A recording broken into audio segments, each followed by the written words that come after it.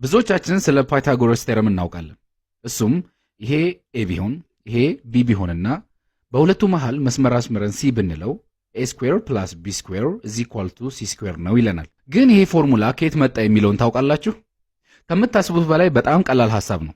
ላሳያችሁ። በጂኦሜትሪ ስኩዌር ማለት ሁሉም ጎኖቹና አንግሎቹ እኩል የሆነ ባለ አራት ማዕዘን ነው።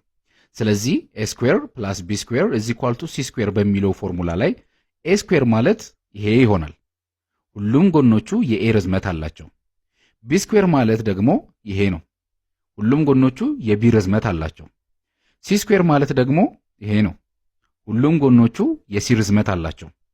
አሁን ፎርሙላው እያለን ያለው እነዚህ ሁለት ስኩዌሮች ሲደመሩ ከዚህ ጋር እኩል ናቸው እያለን ነው። እስቲ እናረጋግጥ። ሲ ስኩዌርን ለማየት እንዲመቸን እናስተካክላት መጀመሪያ። በመቀጠል ኤ ስኩዌርን እዚህ ሳጥን ውስጥ እንከታለን።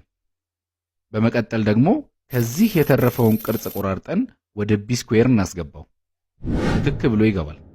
ይህ ማለት ኤ ስኩዌርና ቢ ስኩዌርን ስንደምር ሲ ስኩዌር የሚለውን ፎርሙላ እናገኛለን ማለት ነው። ፎርሙላውም የመጣው ከዚህ ሐሳብ በመነሳት ነው።